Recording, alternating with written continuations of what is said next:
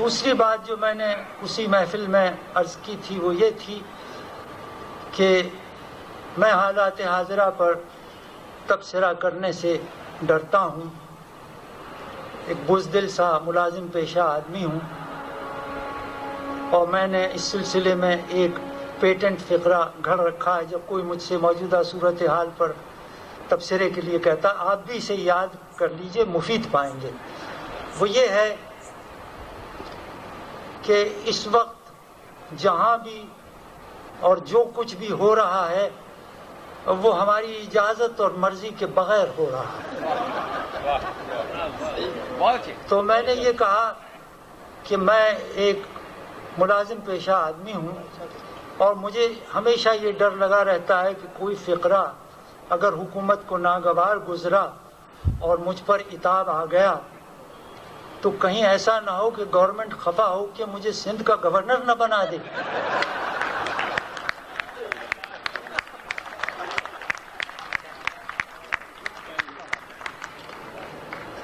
تو سنیے، سابق بیوروکریٹس جب ملتے ہیں تو اپنی بین المحکماتی مارکوں، وزیر بے تدبیر سے مچیٹوں، قبل از وقت برخاستگی، بعد از وقت ترقی، نااہلوں کی ملازمت کی رسی میں لامحدود ڈھیل اور فائل کی نوٹنگ میں وکٹورین انگلش میں انشاء پردازی کے منشیانہ کمالات کی ختم نہ ہونے والی الف لیلہ سے ایک دوسرے کی تواضع کرتے ہیں.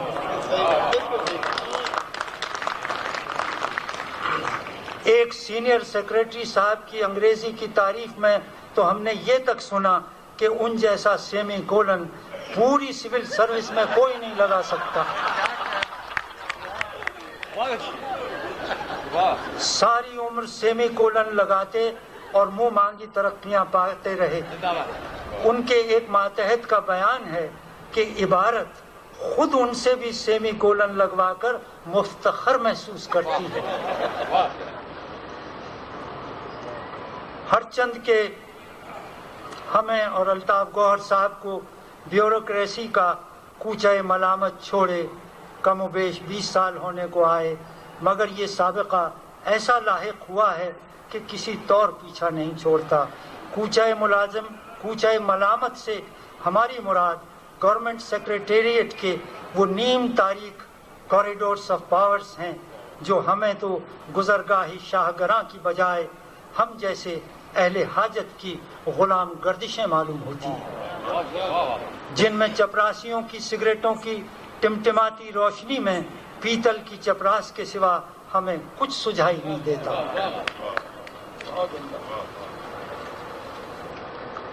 بیوروکریسی سے ہمارا رشتہ بوجوہ لو ہیٹ یعنی پیار پھٹکار کا رہا ہے.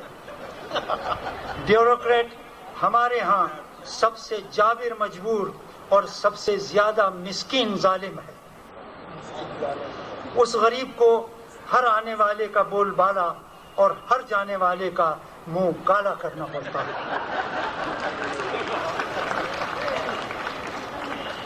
ہر آنے والا اس سے غیر مشروط اطاعت اور تاحیات وفاداری کا طلبگار ہوتا ہے.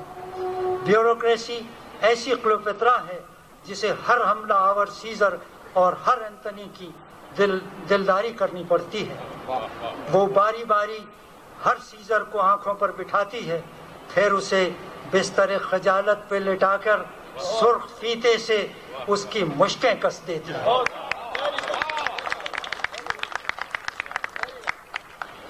اس کی ادائے سپردگی میں بھی ایک فاتحانہ شان ہوتی ہے. جب وہ بیعت کے لیے ہاتھ بڑھاتی ہے تو وہ جانتی اور جتلاتی ہے کہ یہ وہ ہاتھ ہے جس نے بڑے بڑے لرزانندگان جہان کو ٹھکانے لگا دیا. My bluest veins to kiss a hand that kings have lived and trembled kissing. ساری عمر ہر بادشاہ کی چشم و ابرو کے اشارے پر ناچتا ہے، پھر ایک دن ایسا آتا ہے جب وہ پکار کر پوچھتا ہے لمن الملک اليوم، بتاؤ آج بادشاہی کس کی ہے. وہ سب سے زیادہ فرما بردار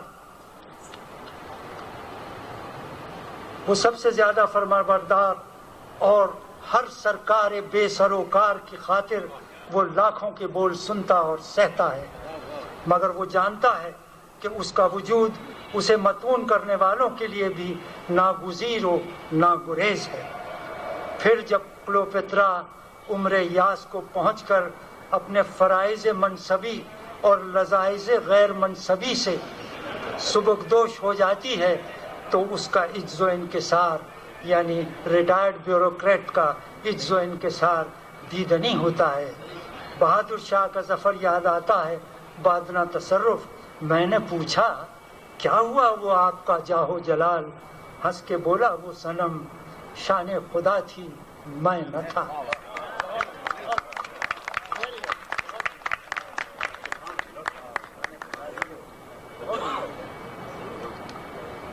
اب ایک پٹھان دوست کا خاکہ مختصر سا، یہ تو بہت لمبا ہے، کوئی 60-70 صفحے کا، مگر یہ کوئی بہت اس کا 10واں حصہ سناؤں گا آپ کو۔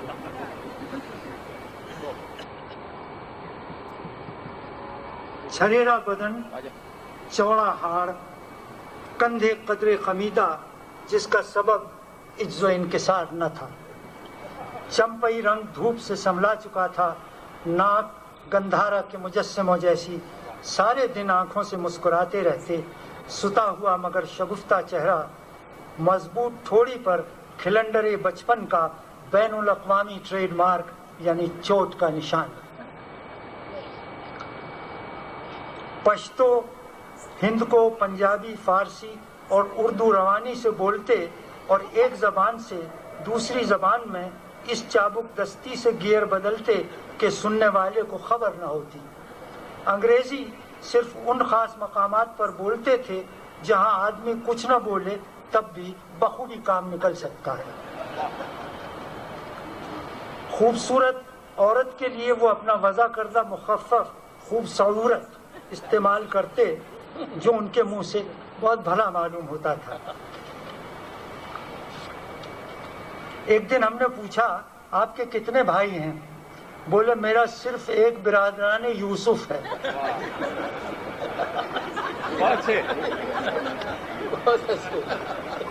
علمی اور ادبی گفتگو سے خان صاحب کا قبائلی خون کھولنے لگتا، اکثر فرماتے تمہاری علمناک باتوں سے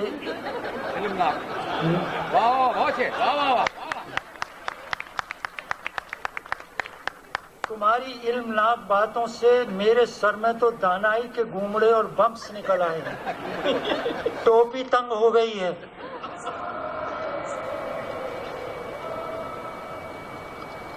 کبھی کوئی لطیفہ سنانے بیٹھتے تو سننے والے کی سمجھ میں نہ آتا کہ کب اور کہاں ہنسے۔ حفظ ما تفنن کے طور پر لطیفہ شروع کرنے سے پہلے خود ہنسنے لگتے اور سننے والے کے پنجے میں پنجہ ڈال کے بیٹھ جاتے۔ ہم بھی گھنٹوں ان کے لطیفوں سے پنجہ لڑا چکے تھے۔ بائیں ہاتھ کو آزاد رکھتے تاکہ مخاطب کے زانوں پر مار مار کے لطیفے سے لال کر سکیں۔ لوگ ان کے لطیفے پر اخلاقاً بھی نہیں ہنستے تھے، اس ڈر سے کہ جھوٹوں بھی داد دے دی تو دوسرے لطیفے کی کاٹھ میں جکڑ دیے جائیں گے۔ غصہ ناک پر رکھا تھا جو وقتاً فوقتاً پھسل کر منہ سے مغلظات کی شکل میں ڈھل کر خارج ہوتا رہتا تھا۔ گالیاں تبعات، برجستہ اور آورد سے پاک ہوتی ہیں۔ ویسے مرنجان مرنج آدمی اور محبتی آدمی تھے۔ بوائے اسکاؤٹ کی طرح روزانہ کم از کم ایک نیکی علل اعلان کرتے تھے۔ ایک دن کہنے لگے کہ کل رات میں نے ایک شخص کو بڑی بے عزتی اور ماں کی گالیوں سے بچا لیا۔ پوچھا کیسے، کہاں؟ بولے میں نے اپنے غصے کو کنٹرول کیا۔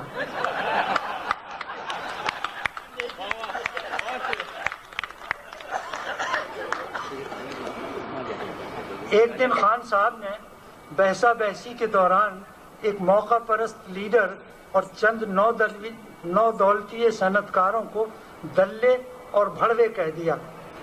اس پر حسن ڈبائی نے ٹوکا کہ خان صاحب कम से कम यूपी में शुरफा का ये वतीरा नहीं कि किसी को भड़वा कहें।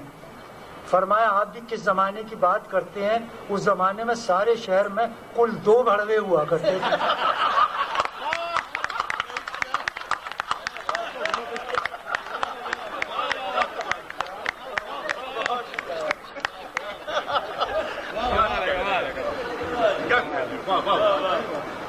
शिकार का शौक जुनून की हद तक था।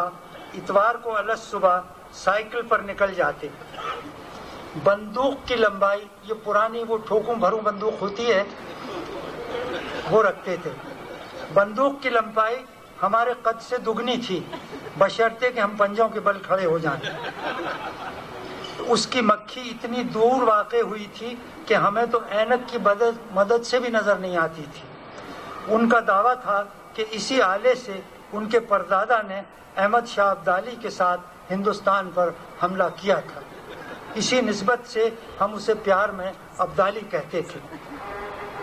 फरमाते थे कि आदत सी पड़ गई है, इसे अपने पहलू में लेटाल कर लबलबी पर उंगली रखे बाएं करवट सोता हूँ।